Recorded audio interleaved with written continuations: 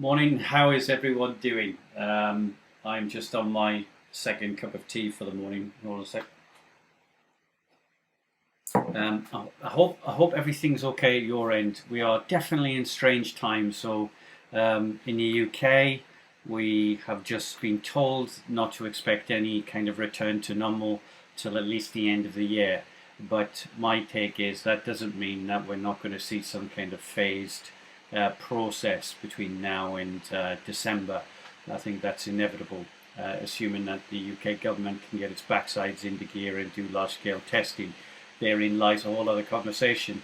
What's the other news? I never expected to see an update from one of my kind of heroes, Richard Branson, talking about Virgin Australia. So I lived in Australia for 12 years, flew with Virgin Australia whenever I could. They were much more pleasant to fly with than Qantas. No disrespect to any Qantas employees out there who are great people. And they're an amazing airline, and it's sad to hear that they're not getting government support and they're in real trouble.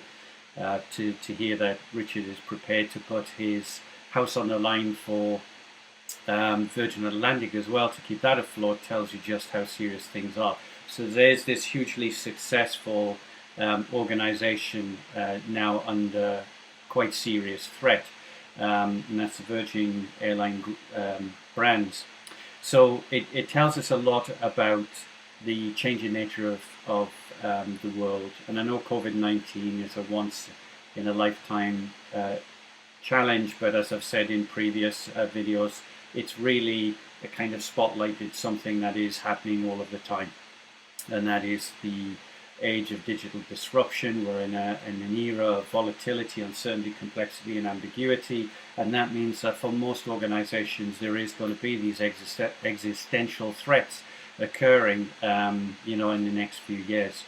And it's likened to a degree to the environmental challenges that we have, which is more of a slow burn problem, but will still have serious consequences. COVID-19 is a fast burn problem with equally devastating consequences. So for many organizations, they've been in the slow burn world, and then suddenly COVID-19 has thrown them into the fast burn scenario, and it's life-threatening. So today at 12:30 at our lockdown learning workshop, we're going to talk about business agility and what that really means.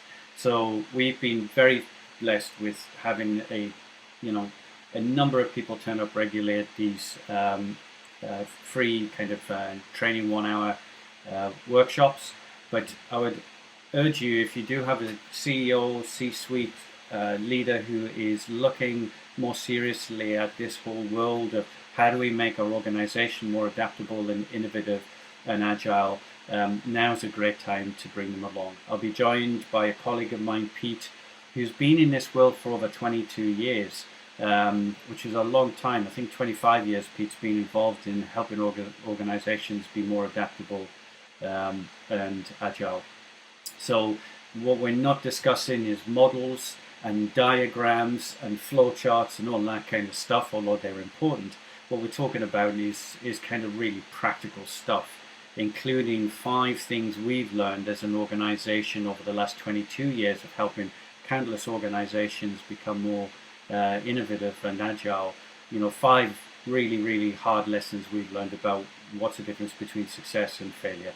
So if you have time today, please come along at 12:30. It'd be great to see you. We'll have a bit of fun as usual, and we'll learn some stuff too. So I'll see you then.